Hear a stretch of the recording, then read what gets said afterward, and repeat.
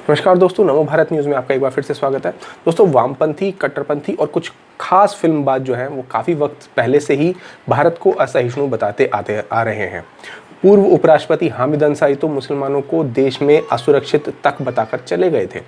भारत में रोहिंग्या मुद्दे पर मानवाधिकार आयोग को 7 समुद्र दूर बैठकर खबर ले लेने की आदत है, लेकिन चीन में देखने की उसकी हिम्मत नहीं होती कि किसी भी मानवाधिकारी की या हामिद अंसारी की, ऐसे किसी भी व्यक्ति की जो भारत में जो है भारत को असहिष्णु बताते हैं, ऐसे किसी व्यक्ति की इतनी हिम्मत नहीं होती कि चीन में जाकर झांक ले कि वहाँ क्या हो रहा है। दरअसल चीन में रह रहे उइगर मुस्लिमों से कुरान, नमाज, रोज़ा, बुर्का, दाढ़ी, ये सब तरह के जो अधिकार है इन सबको रखने के, वो सब छीन लिया, उनके ऊपर प्रतिबंध लगा दिए गए थे। और इन सब पर प्रतिबंध लगाने के बाद एक बार फिर अब तक का सबसे कड़ा फरमान वहाँ पर सुना दिया गया है। अभी मिल रही एक बड़ी खबर के मुताबिक चीन ने कुछ खास तरीके के शिविरों का अब निर्माण किया है, जिसके बाद चीन के शिनजियांग प्रांत में रहने वाले उइगर समुदाय के हजारों मुस्लिमों को हिरासत में लेकर उन्हें खास तरह के शिविरों में भेजा जा रहा है। लेकिन क्या है ये सब चीज़, ये मैं आपको बताता हूँ, और इसके ऊपर अमेरिका ने क्या स्टैंड लिया है और भारत इस पर क्या सोचता है और पाकिस्तान का क्या नज़रिया है, ये सब मैं आपको बताऊँगा।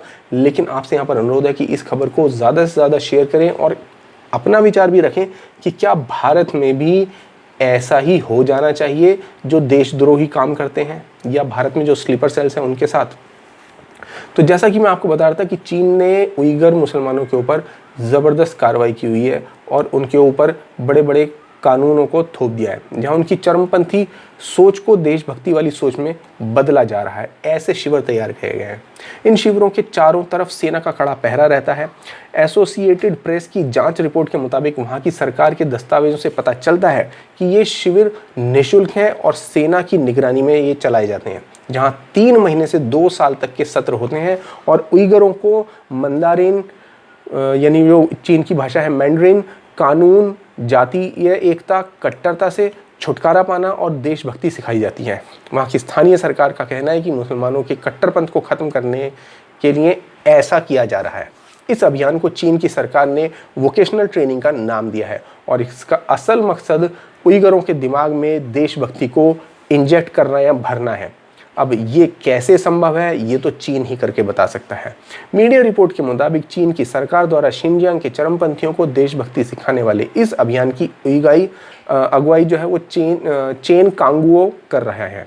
इससे पहले खबर आई थी कि जब चीन सरकार ने उइगरों के डीएनए फिंगरप्रिंट का डेटा स्टोर करने की योजना पर काम करना शुरू कर दिया था। यानी सोचे कि भारत में तो अभी एनआरसी तक नहीं आया, सीएए की छोटी सी कार्रवाई हुई है, एनपीआर नहीं आया है, तब भी भारत में इतना हो हंगामा मचा हुआ है। लेकिन चीन की बात करें तो वहाँ पर तो उसने उइगर मुसलमानों का डीएनए सैंपल कलेक्ट कर लिए, फिंगरप्रिंट और उनके बायोमेट्रिक डेटा तक कलेक्ट कर लिए हैं और उनको निशानदेही बना के, उनको सेलेक्टिवली कलेक्ट करके उनके ऊपर जो है मतलब उनको चीन में ख़ास तौर से चिन्हित करके उनको टॉर्चर तक किया जा रहा है। और टॉर्चर नहीं किया जा रहा है, उनको देशभक्ति उनके ब्लड में इंजेक्ट की जा रही है। सोचिए कैसे पॉसिबल है, लेकिन ये वहाँ पर किया जा रहा है। और भारत में सिर्फ जनगणना के आधार पर ये जांच कर लेने भर पर दंगे फसाद हो जाते हैं कि भारत में हिंदू कितने रहते हैं, मुसलमान कितने रहते हैं, सिख कितने रहते हैं और ईसाई और बौद्ध कितने रहते हैं। अब आपको बता दें कि चीन में करीब 1 करोड़ उइगर मुसलमान रहते हैं। इससे पहले चीन में रह रहे उइगर मुसलमानों के लिए सरकार काफ़ी कड़े फैसले लागू कर चुकी है। मस्जिदों पर पुलिस का कड़ा सुरक्षा पहरा रहता है, 24 घंटे सीसीटीवी कैमरों की निगरानी रहती है। चीन में दाढ़ी रखने पर आंशिक प्रतिबंध लगाया हुआ है। साथ ही सभी सार्वजनिक स्थानों पर बुर्का पहनने की भी सख्त मनाही है और किसी को भी सार्वजनिक तौर पर नमाज पढ़ने की भी इजाज़त नहीं है। हमारे देश की तरह नहीं कि आप रेलवे ट्रैक, चौराहे, सड़क पर या आप कहीं भी मतलब किसी के घर के सामने भी आप चालू हो जाओ, ऐसा कुछ नहीं होता वहाँ पर। कुछ वक्त पहले तो हद ही हो गई थी जब मुसलमानों से कुरान और नमाज पढ़ने वाली चटाई तक चीन ने छीन ली थी। लेकिन उस समय पूरे देश में, पूरी दुनिया में किसी की आवाज़ नहीं उठी थी कि चीन से कोई कह सकता कि चीन में ऐसा क्यों किया जा रहा है, कुछ खास वर्ग के लोगों के साथ ऐसा क्यों किया जा रहा है, किसी की हिम्मत नहीं होती थी। और जो पाकिस्तान अपने आप को जो बहुत बड़ा जो है मुसलमानों का जो है मसीहा समझता है, उस तक की भी आवाज़ कभी चीन के आगे नहीं निकली। लेकिन फिर भी असहिष्णु देश भारत को ही बताया जाता है।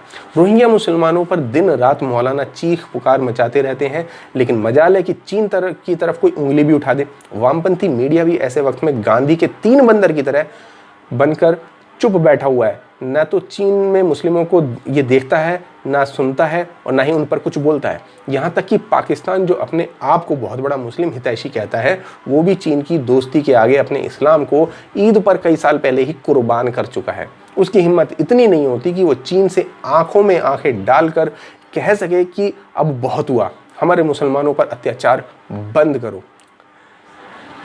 हाँ, ये सब वो केवल राम मंदिर पर न्यायपूर्ण फैसला आने के बाद भारत में ऐसा कह सकता है, क्योंकि उसे पता है कि भारत में उसके बहुत से स्लीपर सेल हैं, बहुत सारे समर्थक हैं जो उसके विचार को आगे बढ़ाने में हर समय तैयार रहते हैं और उसके प्रोपेगेंडा को भारत में फैलाने में लगातार चालू रहते हैं। मगर इस बार चीन में उइगर मुसलमानों पर हो रहे अत्याचारों के खिलाफ अमेरिका ने कड़ा रुख जो है वो अपनाया है। अमेरिका ने एक चीनी संस्था सहित 4 शीर्ष अधिकारियों को शिनजियांग प्रांत में उइगरों पर अत्याचारों का दोषी ठहराते हुए उन पर प्रतिबंध ही लगा दिया है। अब ये अधिकारी और इनके परिवार के सदस्य अमेरिका में प्रवेश नहीं कर पाएंगे। जी हाँ, यानी कि अमेरिका ने एक स्टैंड लिया है और कहा है कि चीन, तुम्हारा जो ये हरकत है इसको बंद करो, क्योंकि बहुत हुआ, तुम आए दिन जो है कहते हैं धर्म के आधार पर जो है बहुत बड़े प्रोपेगेंडा करते हो और खास वर्ग के धर्म के लोगों के साथ तुम ज्यादती करो। जिन अधिकारियों पर प्रतिबंध लगाया गया उसमें शिनजियांग उइगर स्वायत्त क्षेत्र क्षुआर के चीनी कम्युनिस्ट पार्टी सचिव चेन क्वांगो और पूर्व उप पार्टी सचिव जू हेलून, शिनजियांग पब्लिक सिक्योरिटी ब्यूरो के पार्टी सचिव वैंग विंगशान और पूर्व पार्टी सचिव हुवो लियूजुओन शामिल हैं। ये लोग जो हैं, ये समझिए कि वही लोग हैं जो शिनजियांग प्रांत में जो है उइगर मुसलमान हैं उनके ऊपर अत्याचार करने वाली कमेटियों या पार्टियों से संबंध रखते हैं। अमेरिकी सरकार के इस आदेश में संबंधित चीनी अधिकारियों और संस्थाओं को शिनजियांग उइगर स्वायत्त क्षेत्र में अल्पसंख्यकों के मानवाधिकारों का उल्लंघन करने और उन्हें शारीरिक यातनाएं देना, बिना किसी अपराध के जेलों में बंद करने आदि का दोषी ठहराया गया है। इस प्रतिबंध के तहत आरोपी व्यक्तियों से आर्थिक या किसी भी प्रकार का संबंध रखने की मनाही है। अमेरिका के मुताबिक 2016 के बाद से शिनजियांग प्रांत में बड़े बड़े पैमाने पर अल्पसंख्यकों के खिलाफ अभियान चलाया जा रहा है।